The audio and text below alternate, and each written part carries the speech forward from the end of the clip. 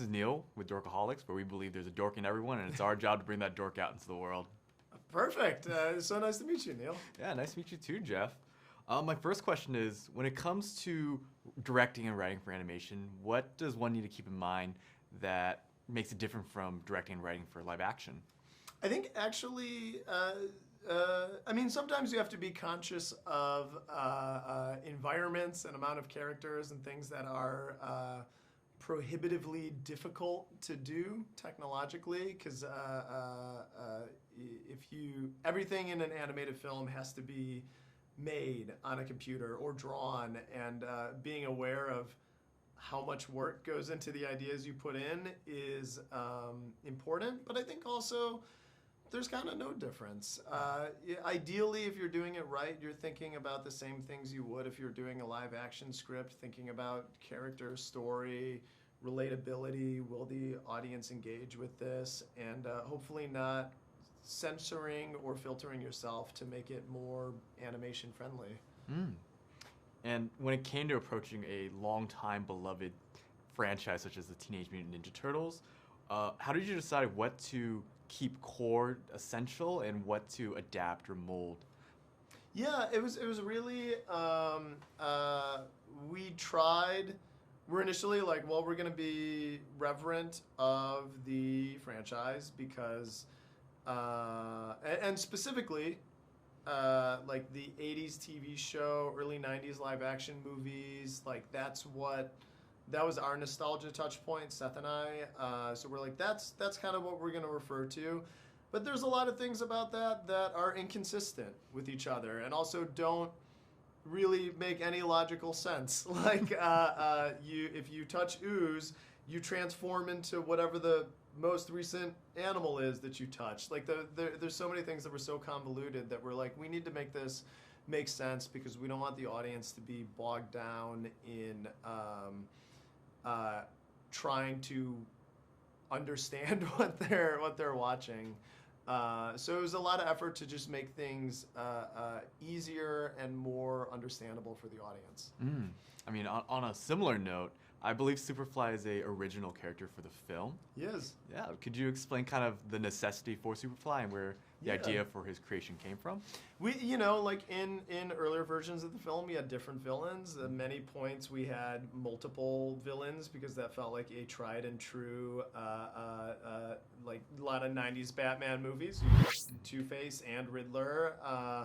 So we tried a lot of things, but ultimately we needed a villain that the Turtles could both fear and look up to. Mm-hmm. It felt important that the villain be a mutant like they were, that they had something to relate to him about, and that he had a kind of similar backstory as them and maybe distrust of humanity. And it just, because I think at one point we were like, oh, Baxter Stockman, and he's like mutating into this, and Baxter Stockman is the villain, but it needed to be a mutant and someone that was always a mutant and had no relation to being human.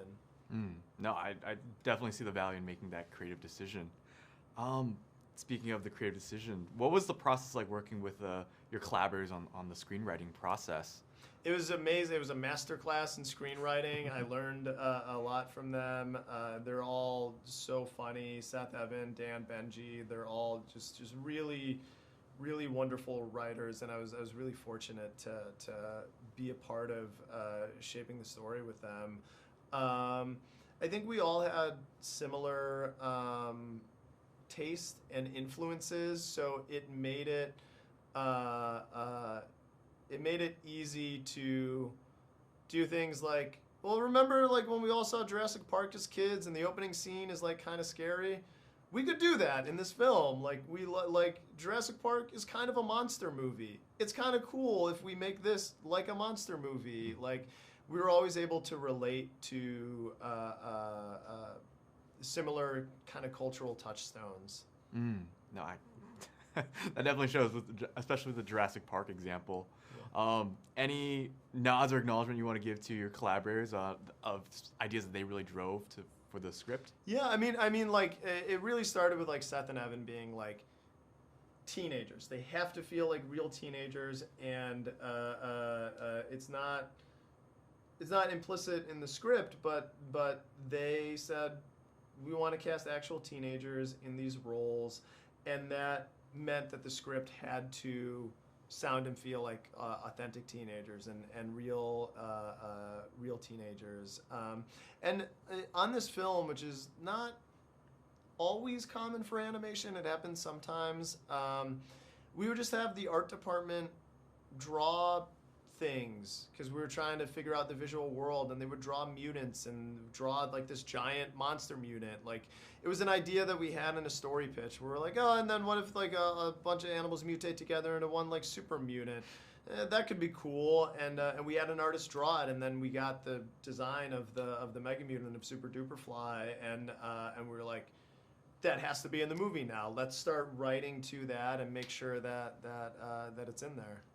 So it sounds like a very symbiotic process where you didn't have to wait for to finish the script before animation got started. No, totally. Yeah, we'd be writing, and then we would do some art, and then we would rewrite based on the art, and then we would do new art based on the rewriting, and it was really collaborative. I mean, speaking of the art, I mean, one thing I noticed about the Turtles this time around is I don't think I've ever seen a take on Donatello where he's wearing glasses over his mask. Oh, yeah. Where did the inspiration for that come from? It's just funny. It just made us laugh. It's, you know, we wanted them to feel like actual teenagers, which meant like different body types that they're maybe kind of like uncomfortable in, and like Leo's a little more athletic. Donnie doesn't really care. Donnie and Mikey don't really care about working out. Raph maybe exercises just to get his rage out, and he's just was kind of born naturally big, and they just started feeling like actual the diversity in their designs reminded us of the diversity in our friends when we were teenagers.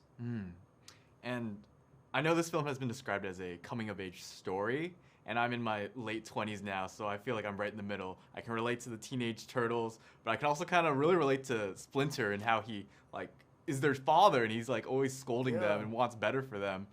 Can you kind of describe the thought process behind not just making this a take on the Teenage Mutant Ninja Turtles for kids, but also it feeling very not just family friendly, but like adults, parents can also appreciate it as much as the kids. No, totally. I mean, Splinter is an interesting character. He's you know, he's always just like the wise sensei, and he's stern sometimes, but like he's a father, and he's a single father, and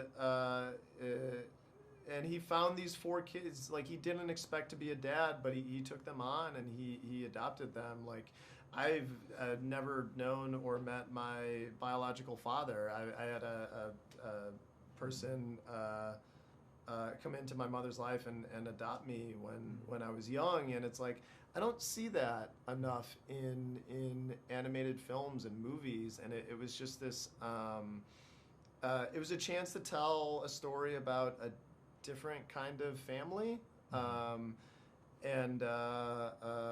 that's the angle we approached Splinter from. Okay.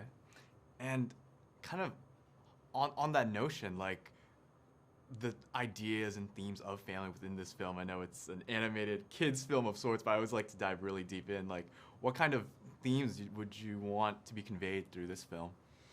I hope it helps people be nicer to themselves. I think you know, when you're a teenager, you just want acceptance. You just want to feel less alone in the world because you are in a different body all of a sudden, and your thoughts are racing a mile a minute, and you just want to connect. And I think you're sometimes too self-conscious and too hard on yourself, and will maybe go to great lengths that you shouldn't to be accepted. And I hope it can help people feel more comfortable being themselves. No, I definitely felt that. Thank you Great. so much for your time today, Jeff. Oh, of course. Appreciate it. Thank you so much. Mm-hmm.